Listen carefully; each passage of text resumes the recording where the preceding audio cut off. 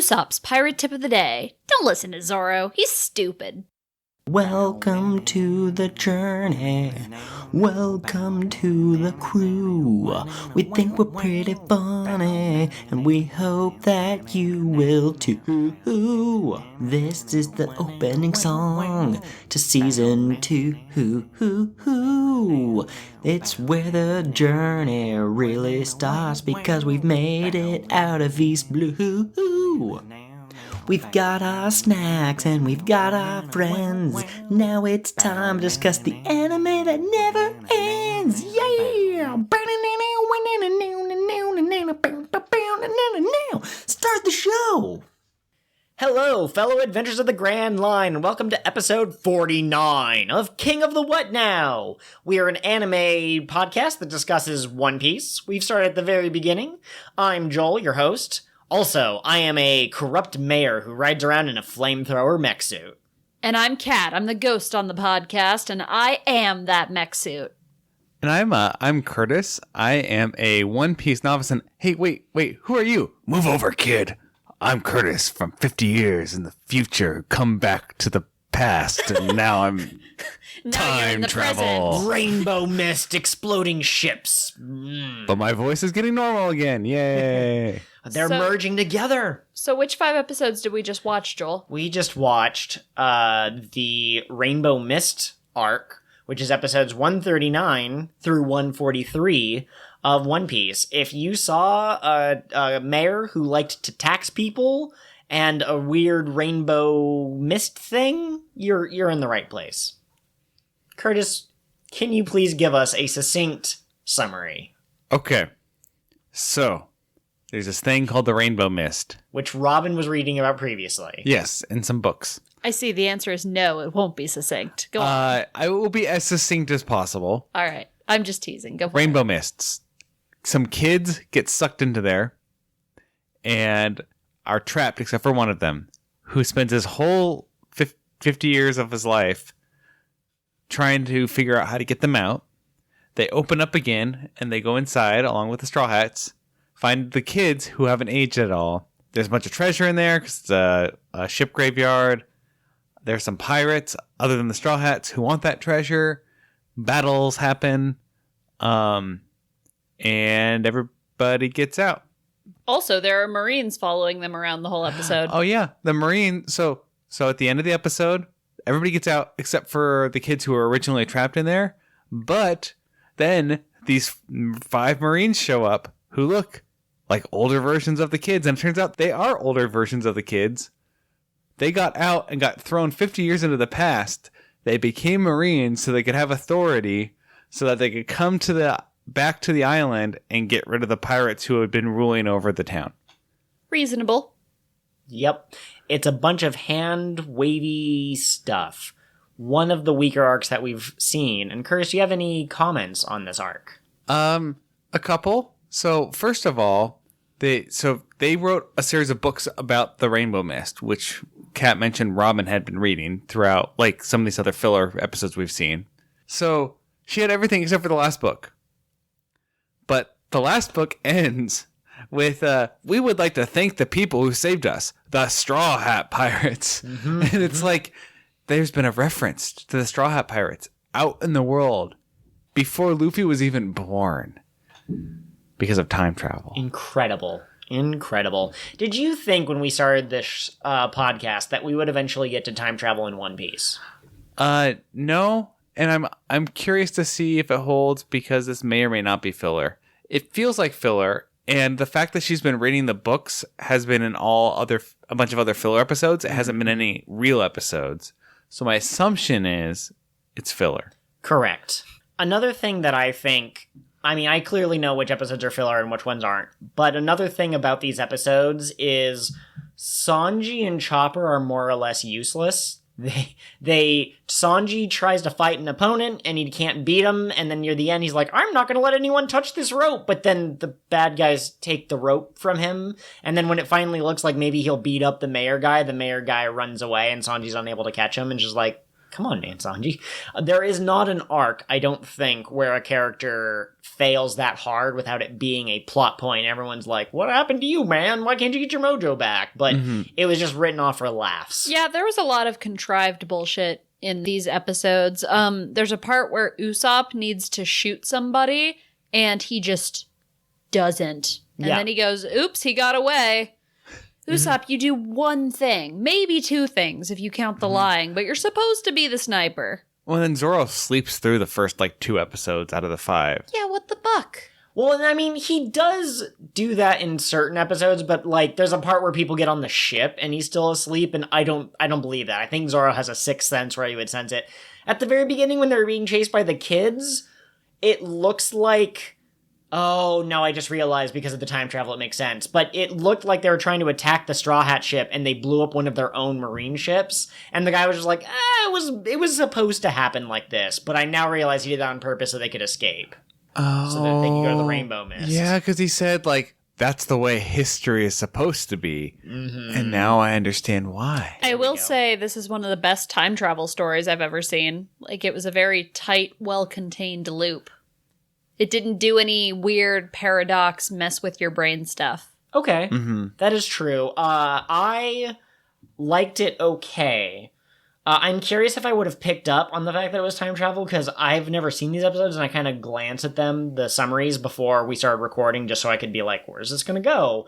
But I did notice that there was the older lady with the pink hair, and then the younger kid with the pink hair, and so I think I might have been like, hang on a second. Yeah, and see, what I assumed the whole time was that the old Marine guy was the guy's dad that he kept mentioning. He kept mentioning and was never relevant.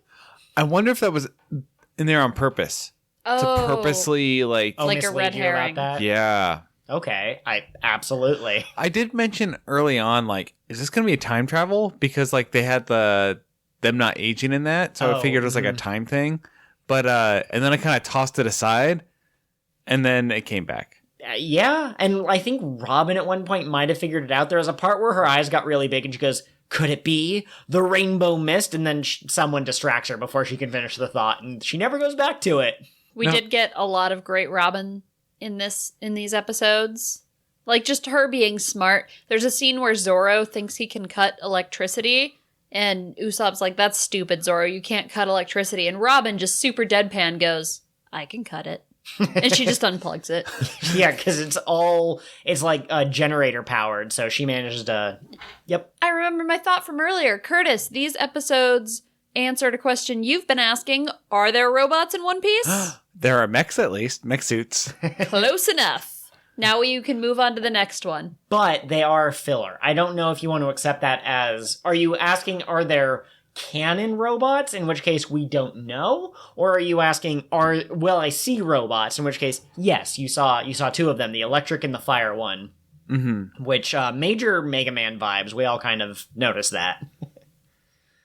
I also kind of like the naming scheme in the original Japanese. Again, subtitles are in Japanese, but we listen to the audio in English. The grandpa is Wetten, and the son is Flip, and then the youngest one is Lake. And Flip's the most abstract, but you do flip sometimes when you're diving. But they changed it to Philip for some reason in the English version. That was the name they changed, not Poo Cow, or what was his name? Tapa Nui or no, it sounded like a type of pasta. No, I think it was It Tapa ended Nui. in Nui. It might have been Rapa Nui. Rapa Nui. Yeah. Ramen Man. Rapa Nui, and then Al something, and Alkiri, and then she's Isaka. That name was pretty easy to remember for And me. then what was the kid with the smiley face on his shirt? I don't know. Bongo. Yeah. Oh, no, Rongo. Rongo. I'm going to call him Bongo. But you'd be Rongo. But yeah, that's what I'm saying. Of all of the names to choose to Americanize, turning Flip to Philip was the dumbest substitution they could have done. Yeah. It was well, the names are kind of weird anyways. They always have weird naming conventions in the filler episodes, but they tend to be more either they're just straight normal American. I shouldn't say normal. They're just either straight American names, the blandest American name you can come up with, John. Yeah. or they're more traditional Japanese names, or at least Japanese sounding to my ear. Did you mean Johnny and Yosuku? Not filler characters. Well, but still. but I'm thinking like, what's her face from the dragon one? Oh, Apis. Apis sounds kind of like vaguely, it could be Japanese. I don't know. Okay. Maybe not, but I have a theory, and I want to see if you two have evidence to back this up, or if you have evidence to dispute it. I think that Oda is known for having... This isn't the theory. This is like the preamble. The One Piece world is strange. There's Kung Fu dugongs, and there's a guy who shoots exploding boogers, and there's a guy who can be chopped, and there's a duck that has a really strong emotional through line. So I think when the filler people try to make their episodes, they go, okay, let's try and capture that goofiness. But I think Oda gives you goofiness mixed with serious. It eventually turns, like, there are goofy villains who eventually at some point will become a threat in some form or another. But in the filler episodes, they take the jokes too far and they never loop back to that serious threat. Yeah, I could see that.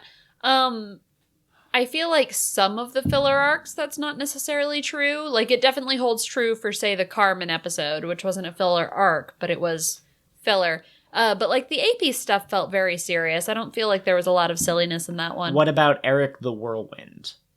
Who, like, had the weird hair and, like, licked his fingers before he used his attacks. You know. What about the fat Commander Nelson, I think it was? Commodore Nelson? He looked like he was 1,000 pounds. I only watched pieces of those episodes. That was back before I was a regular haunt. They always get weird in these filler episodes, every time. Well, I was going to give you a counter argument of Buggy, but even the Buggy arc has, like, the serious bits with the mayor. And I think part of it's the execution, right? Because there were some, like, serious-ish bits in this arc. Okay. Like attempts at, meaningful speeches on friendship and that sort of thing. But it doesn't have the same style and flair as Oda, and it just kind of comes across as meh.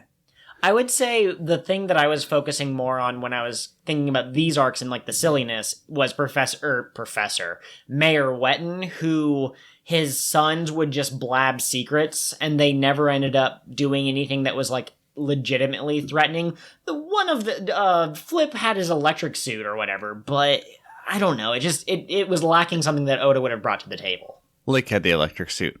Flip Okay, had a thank you. bazooka that shot a net. That's right. Because the son was the one who showed up at the diner, and the grandson was the one who showed up even later. This is just nonsense, but it really sounded like you said he had a bazooka that shot a nut. I started saying nut, and then I corrected myself to net. Very nice. A nut net. A nut net. Interesting. Is it a net for catching nuts or a net made out of nuts? That's the question.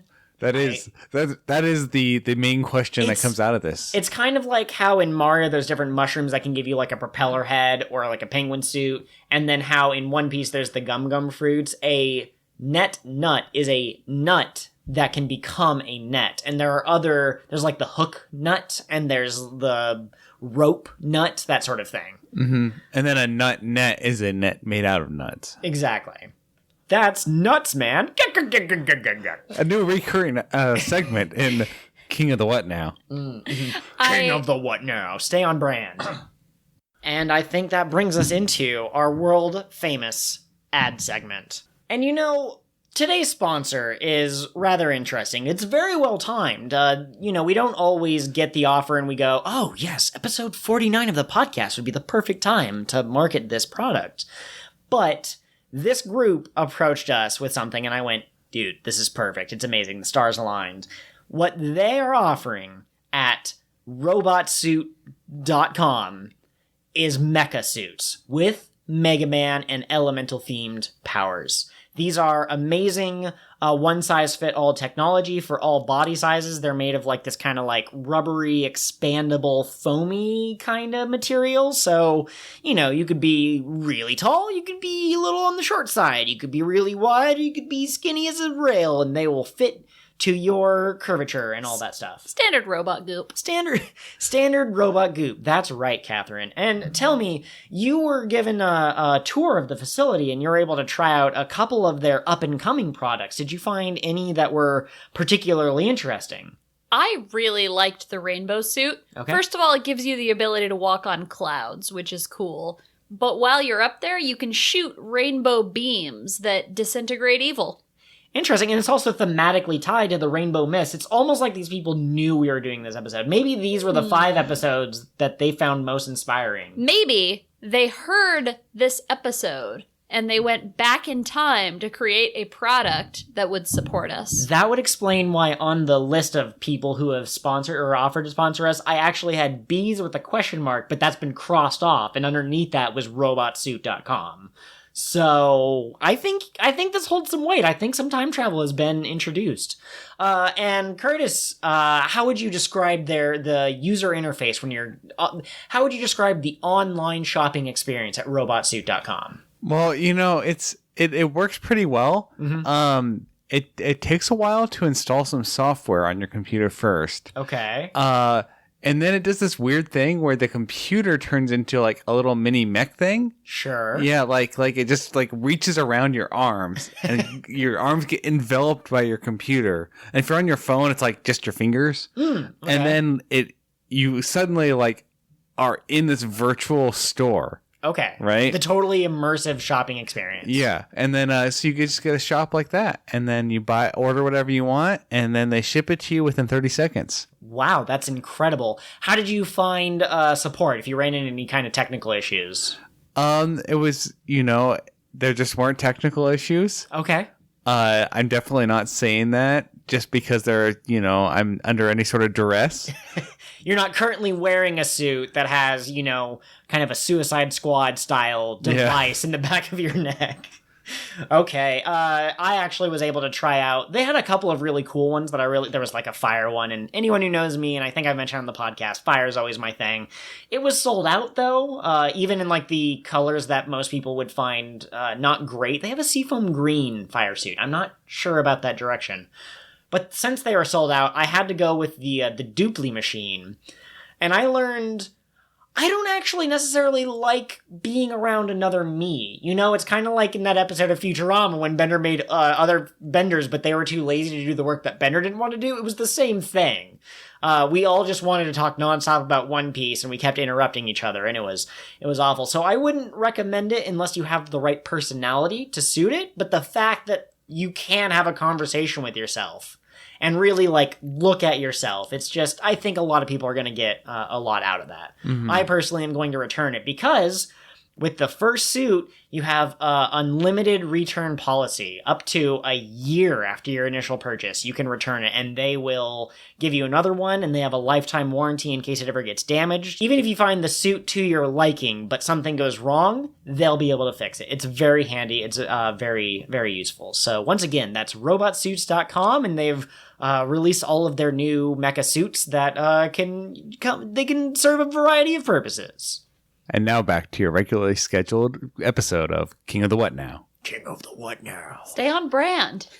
Don't worry about it. It's just an inside joke I have with myself. But I can't stop myself. King of the What Now. King of the What Now. I have a question. Yep. So last time we did some of these filler episodes, we talked a little bit about what our perfect filler would be, and I think we talked about why filler doesn't work for us. So this time I want to take it in a slightly different direction. Does One Piece filler work better or worse than the filler you've seen in other shows? And if you think that it's better, I'm curious to know why. I'm curious to know why either way. This is a discussion podcast we need to discuss, but... I don't have enough context because I don't watch anime regularly enough, and the anime I do watch tends to be shorter run stuff where they don't have much filler. Fair enough. I don't know enough about filler in most of the other shows that I watch. Dragon Ball Z is notorious for having filler, and there's certain episodes that I personally find awful, but I've talked to people who are like, oh, those are my favorite episodes. Well, and doesn't Bleach have 200 straight episodes of filler? That is what I was going to lead into, yes.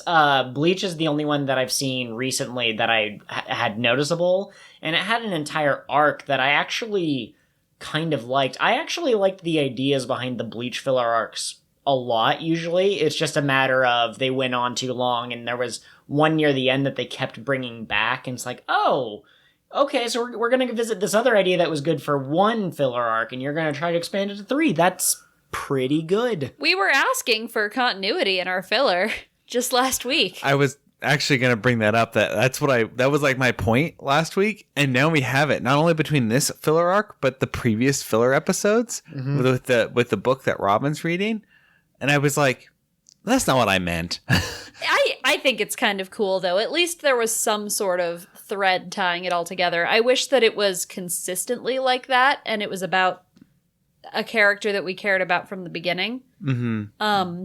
The only filler that I have a lot of experience with is I know a lot of the original Full Metal Alchemist series technically counts as filler.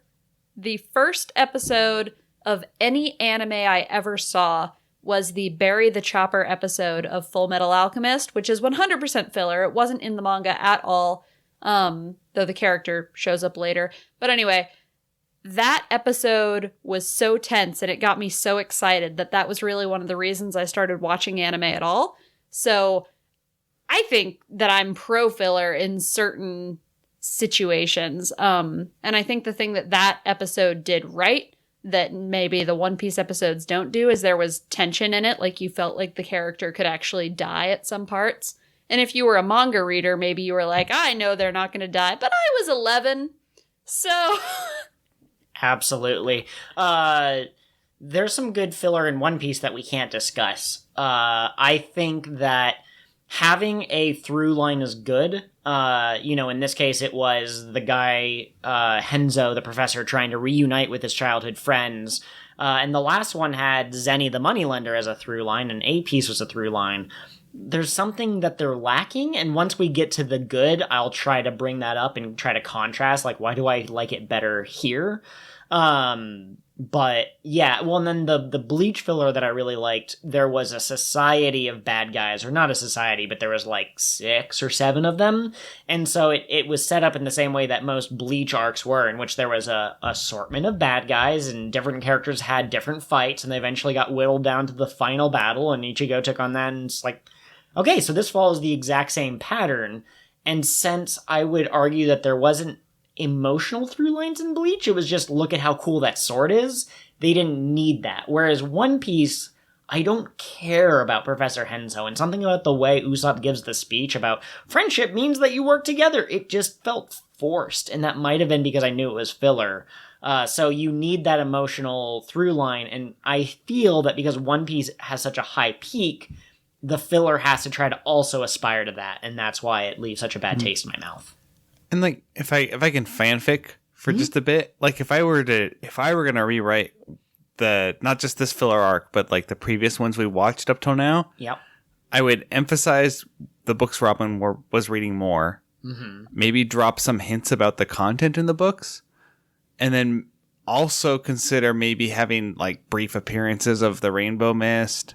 Or maybe some of the characters related to that arc showing up. Talk about like ships disappearing, or yeah, like you could make it, because just having the book in the background isn't like enough. It's not enough to pique my interest. I'm not like, I wonder if that book she's reading is going to mean something in X number of episodes. But like for example, Vivi in the Alabasta arc, she shows up and immediately kind of gets you interested in this intrigue. She has a goal. There's like a secret society, and you're slowly learning more and more. You could do something kind of like that with the Rainbow Mist, and maybe make it a little more interesting. But they just didn't. I mean, that's a lot of effort to put into something that you're just really just trying to fill time. So well, and I'm pretty sure in the early days of this anime, and a lot of anime back when this was being made, but they made each episode on a week by week basis. So I'm sure they didn't plan for the filler ahead of time. They weren't like, this is what we're going to do when we get there. They were just like, crap, we got to fill some space this week. What are we doing? Pull the ideas out of the hat. Really quick, it's time for Joel's favorite segment on our One Piece anime podcast. Let's talk about Kingdom Hearts. I recently found out that there was time travel in Kingdom Hearts, and it is very convoluted. And so I'm just, in my mind, I'm comparing the way this time travel worked to the way that time travel worked. And it's similar, but I liked this one a lot better. Imagine Henzo trying to gather 12 copies of himself. 12 copies of himself at different points in the timeline. Yeah, I'm just gonna name a couple of things that I didn't like that I felt made no sense. One, this guy spent 50 years trying to research the rainbow mist, and I get it, it shows up sometimes and then goes away and then appears in different places. As far as we can tell, it only shows up in this one gosh darn place within view of the gosh dang city, and it only showed up now once Luffy showed up? Not 20 years ago, not 10 years ago. No, it waited exactly 50 years until it's thematically appropriate. Two, these time-traveling kids, who aren't kids at the end of the episode, they say it took us 50 years to get high enough in the Marines in order to take down Mayor Wetton. That doesn't make any sense. Wouldn't it make more sense for them to say, we couldn't show up until Luffy showed up? Because if we showed up before Luffy showed up and saved the problems and Luffy wouldn't have a problem, it should be a time loop. That should be it. They should have studied physics and understood it. Hang on, I'm not done. A pirate burns a city to the ground and then just becomes its mayor, and no one goes to the Marines? He can just be a mayor, and he's not taken in for his crimes. They don't go, hey, you know that really infamous pirate who set fire to the place? Oh, no, he's a mayor now. We can't take him in. He doesn't get diplomatic immunity. I did get the impression that Lulico was out of the way. And also, I'm sure he killed a lot of people. And he was like, if you try to get off this island without my permission, I'm going to kill you too. But there's gotta be some kind of... If they're trading outwardly to other nations, and those nations suddenly stop receiving their Lulaku peanuts or whatever, they should be like, why is there less? And they go, well, all of our farmers died. And then they can start asking questions. That's fair. He probably dealt with those issues at the time. By the time you get 3 generations removed, most people aren't gonna know or care anymore. Yeah, but I mean immediately after. That just seems kind of weird. And another thing, the Henzo built this giant tower, and we're like, oh, what is the tower? It was just a bridge. It was a bridge and nothing else. He threatened Nami, Sanji, and Chopper with hard manual labor that would kill them, and they would never stop until the end of their lives. It was already fixed and operational. Well, it wasn't fully reinforced. He said that at the end of the episode. Okay, fine. It wasn't fully reinforced. You answered one of my 8 questions. Also, another thing. And one more thing. Magic must defeat magic. Reference joke. The last thing is... Kat, you wanted to say something? This build-up, Joel. You have the suspense. I know, but... Oh, Henzo worked for 50 years on that tower, and he didn't know it was supposed to be a bridge. Exactly. That's his grandmaster plan for how to get people out was a rope. And I get it. That was the first thing I said was, oh, you can't get out once you go in. Have someone who knowingly goes in with a rope. But he had 50 years. He built mech suits, and he couldn't come up with something better than a gosh dang rope. Also, the fact that there was this weird beyond the mist place that Luffy went to that was completely unexplained. He went through the portal or whatever the heck you want to call it several times before he found it, and then he just happens to find it. And then there's no way out until you randomly remember that you had a father at one point, and then it just disappears when it's convenient to the plot. Yeah, I assumed when they got trapped in this side area that Luffy and whatever his name was, Ramen Man, were going to have some sort of emotional, talk about what it means to be friends and a pirate captain and whatever else. A pirate captain would never abandon one of his friends, not even if age separated. No, Luffy's just I'm a walk. Yeah. And he just keeps walking. Which is we got one of my favorite quotes from Luffy. And when I say one of, I don't mean top 5, but a memorable one, which is, if we just sit around and do nothing, we'll never move forward, which is, yeah, that's Luffy to a T. But there's certainly this gosh dang it, Rapa Nui? Rapa Nui had a rift between him and Henzo, and they had a difference of ideologies. And then as they made up, they went into the mist. What if they had only been trapped in the mist once he started yelling about how much he hated Henzo, and they got out when he got over that feelings and forgave his friend? That's called character growth. Are you suggesting that the mist is sentient in some way, or at least reactive to the emotional states of human beings, and acted in a way that would help somebody grow. Yes, this is like a good version of Stephen King's The Mist. Okay. I think you're the only one who's read it. I actually haven't read it. I saw the movie once when I was like 12, and I don't remember it, but there was mist, and it was spooky, and I think it was made of ghosts. Curtis, have I addressed all of your concerns about these episodes? I think so. Okay. Really, the only concern I had was the fact that Luffy's name was in a book 50 years before, like, he actually began his adventure. That's even before, I think that predates Roger. I don't know how long it took Roger to go around the world when he became the Pirate King, but he was executed like 22 years ago, so 50 years ago was way before that. Yeah. So these kids grew up maybe knowing who Gold Roger was, depending on what stories they heard. Mm-hmm. And they got to see his life, but I guess they couldn't interact with it.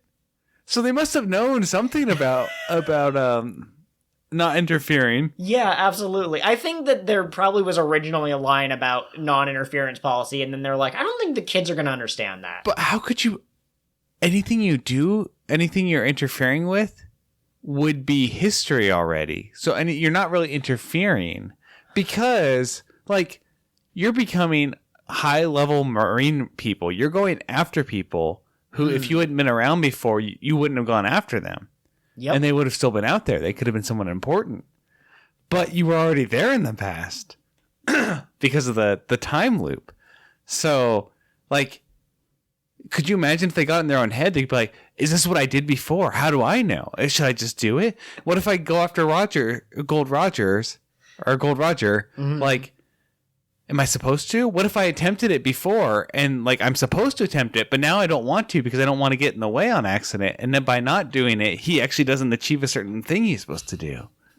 Interesting. The philosophy of time travel in One Piece. Who would have thought it? They didn't introduce any weird devil fruits in this episode. I guess they didn't in the last episode either, but I don't know. I feel like sometimes they introduce people who have... Filler does seem like the whisper fruit. The to sickle explore. fruit. Mm-hmm. The Chopper originally thought the electric mech suit was the devil fruit. yes, it was. I'm also surprised that they didn't go the route Robin unplugs the suit, which is very smart, but also there's enough room in there for a helmet, and she could easily just, like, poke their eyes or something, and they're not going to be able to electrocute the inside of the suit, so that seemed like a good thing. Catherine, did you have any other kind of what the heck moments from these episodes? Not really. I thought these episodes were pretty good for filler. Okay. We don't have to rate them on a scale of 1 to 10, but, like, which side of the scale would you... let's do good, okay, or bad. We should make this One Piece themed. Regular citizens, Marines, or pirates? I think I would give this episode a pirates out of young children who don't like pirates.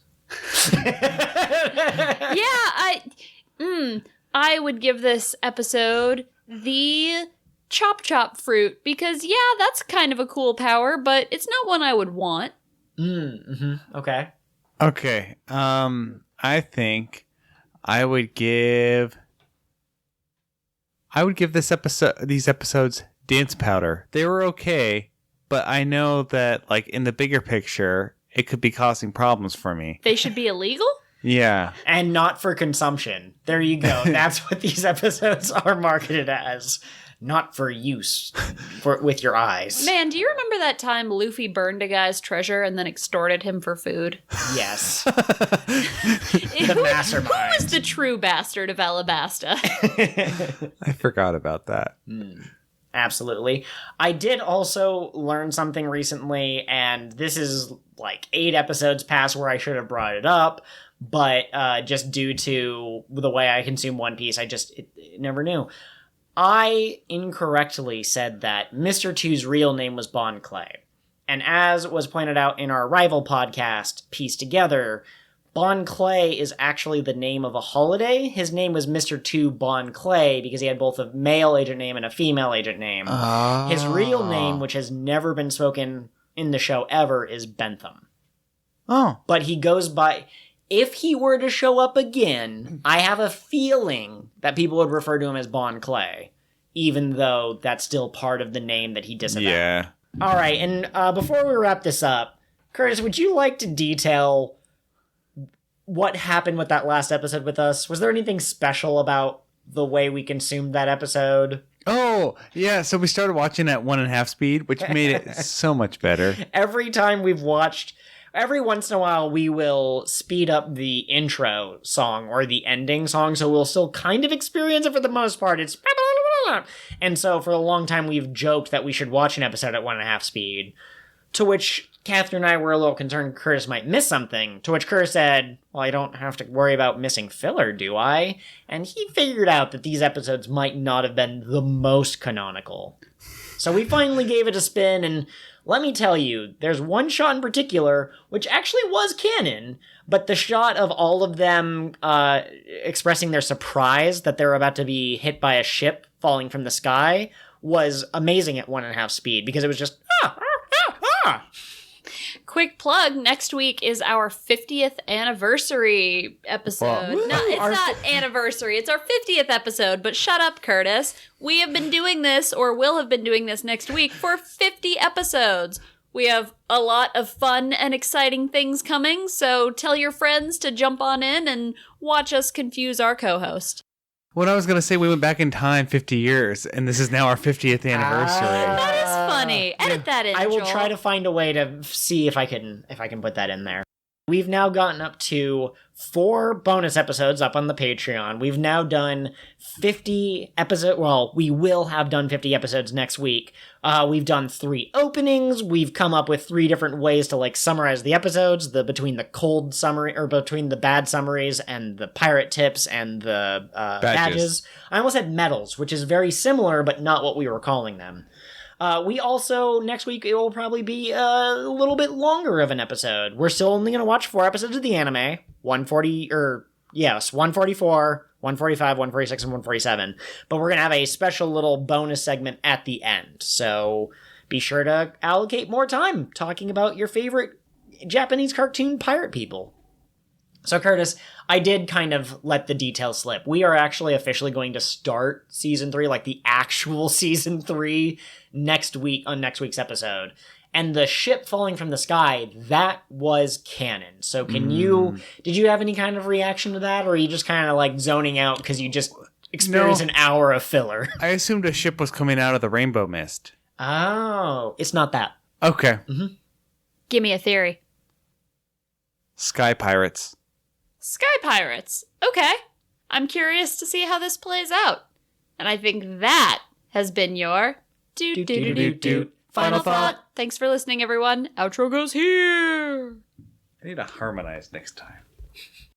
Henzo's pirate professor tip of the day. The rainbow mist is collapsing. Space-time is expanding. The electron field is fluctuating. So ends the next leg of the King of the What Now adventure. We're sad to see you go, but we'll be here next week. If you crave some social interaction with us in the meantime, you can find us on all sorts of different media. We have Gmail, Patreon, and Tumblr. All of those are King of the What Pod. King of the What Pod at gmail.com, patreon.com/KingOfTheWhatPod, KingOfTheWhatPod.tumblr.com. Our Twitter handlers are a little bit different. You can reach me at KOTWN_pod. And you can contact me, Curtis, at Pirate Co-host. Also, please take a moment to rate and review our podcast on whatever platform you're using to listen. Not only will this help others find the podcast, but your constructive feedback will help us improve the show as we go. Thanks so much for giving us a listen. Until next time, follow your dreams and protect your treasure. Remember, it doesn't need to be literal treasure.